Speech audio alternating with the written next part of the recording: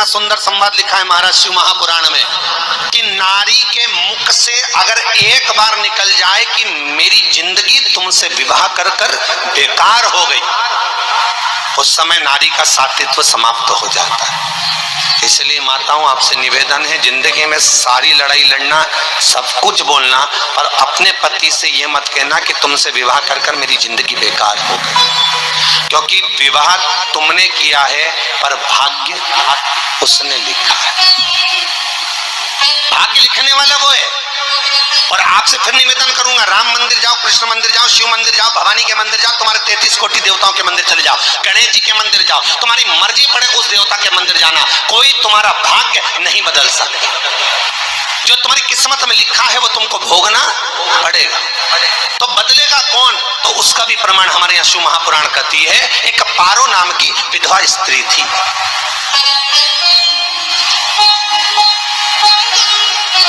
क्या नाम है उसका? नाम पारो। विधवा है, पति नहीं है, एक बेटा है।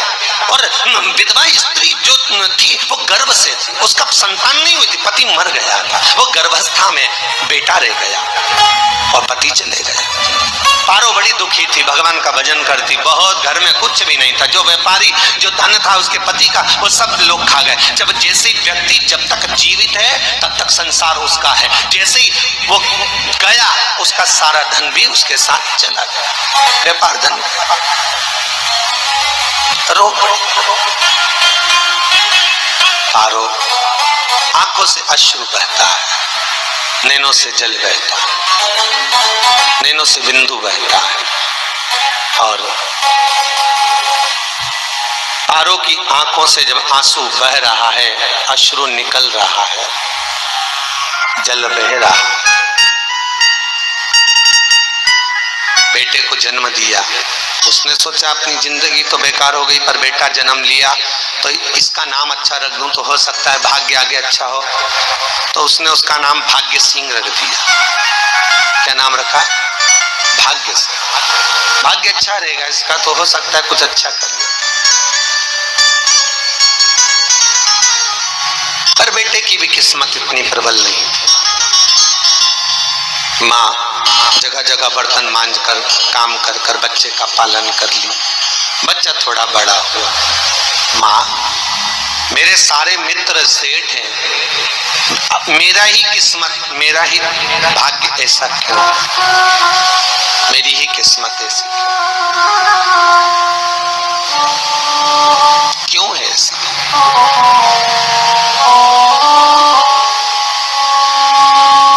माँ मेरी किस्मत में इतना दुख क्यों लिखा है? माँ भोजन तक हमको समय पर नहीं मिलता, हमारा भाग्य ऐसा क्यों है? माँ हमारी किस्मत ऐसी क्यों है?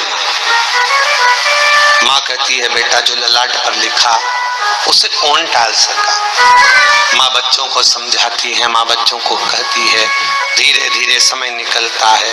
माँ एक बार बता माँ, तू कहती है कि सब भगवान ने लिखा है भाग्य में, तो भगवान का मिलेगा मुझे बता दे। माँ बोलती है ऐसी कोई जगह नहीं जहाँ भगवान नहीं, वन में मिलेगा। हाँ मिलेगा।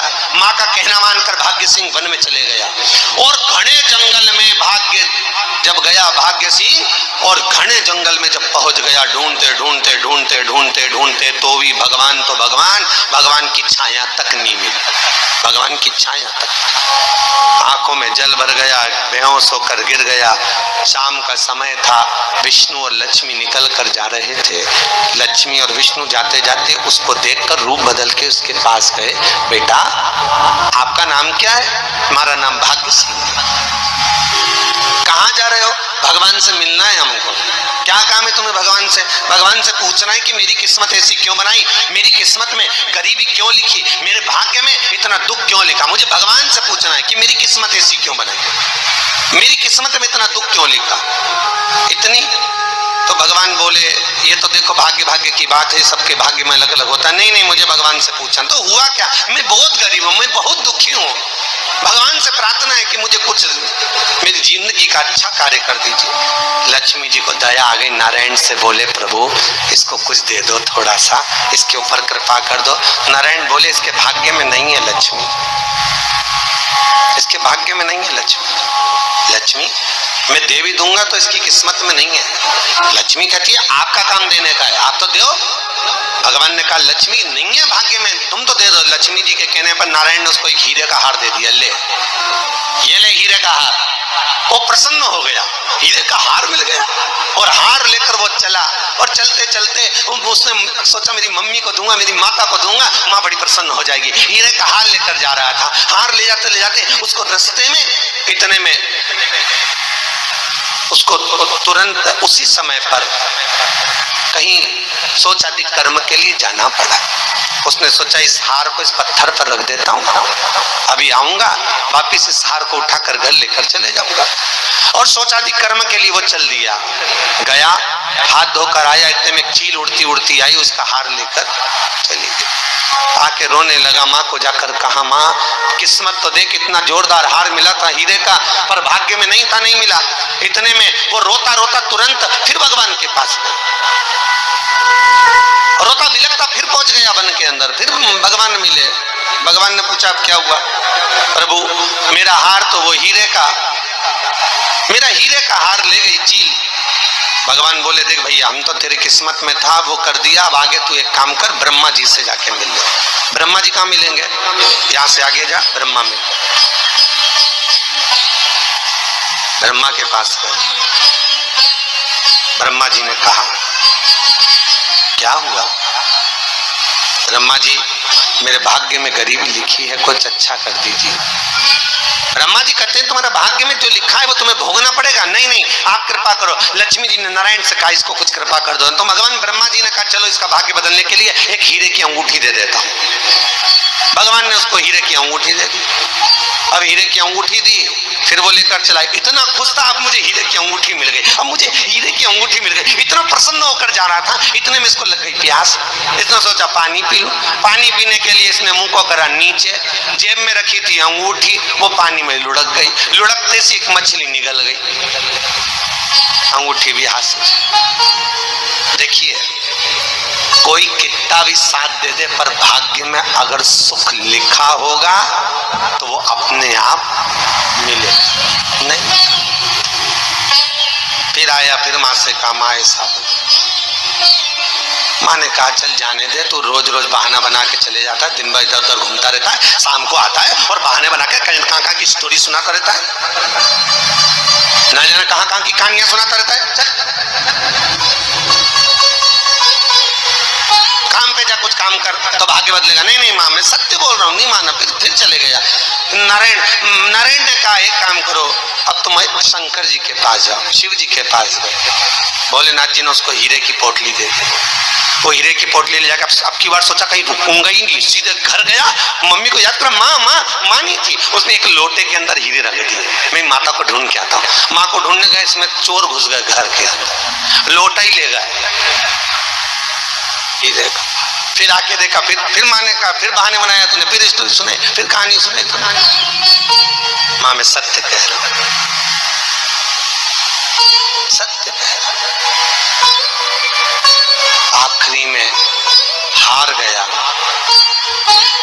फिर भगवान विष्णु और ब्रह्मा ने एक ही बात कही, तू शंकर के मंदिर की चौखट पर जा, वहां क्या करना पड़ेगा मुझे? कुछ मत करना, केवल उसकी चौखट पर जाकर उसका दीदार करना, उसका दर्शन करना। उससे क्या होगा?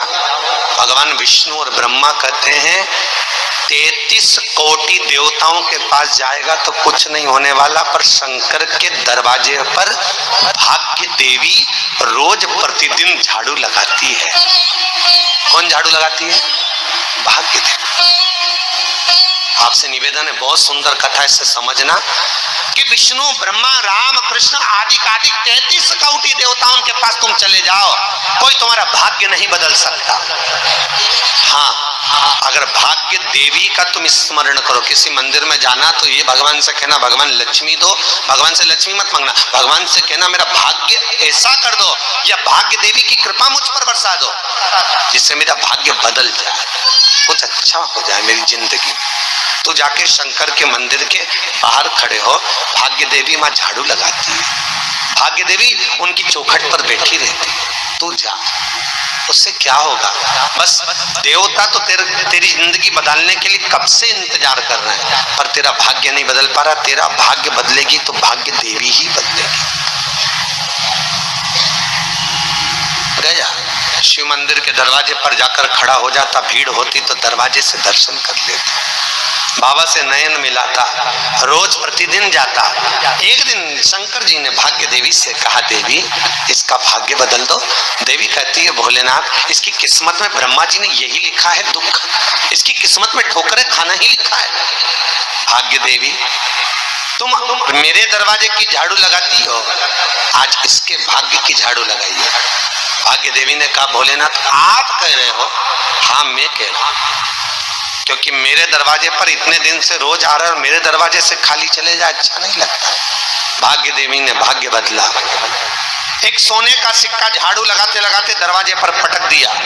उस सोने के सिक्के को लेकर वो चला और सोने के सिक्के को ले जाकर उसने माता को दिया। अब भाग्य कैसे बदलता वो देखिए। सोने का सिक्का लेकर गया और तुरंत वो सोने का सिक्का घर में पहुंचा। रात से ठाठ हो गया, बेचकर भोजन की व्यवस्था करी। एक दिन माँ ने सोचा कुछ ऐसा करूं कि मैं मछली का व्यापार करूं, और मछली खरीदने के लिए गई। और मछली खरीदने के लिए गई, जो मछली मिली दे तो दी व्यापारी ने, परंतु घर लाते लाते वो मर गई। मरा तो काटा तो इसमें से हीरे की अंगूठी मिल गई।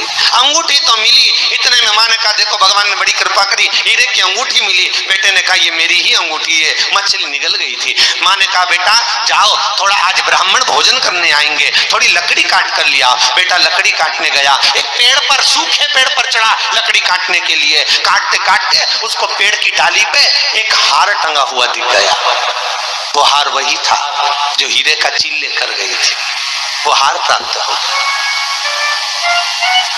आते आते रास्ते में प्यास लगी, सोचा कहीं एक आध बर्तन मिल जाए। पड़ा हुआ तो लोटा पड़ा हुआ मिल गया जिसमें हीरे पड़े हुए थे। जब भाग्य चलता है तो सारी रास्ते अपने आप खुलते खुलते खुलते खुलते चले जाते हैं।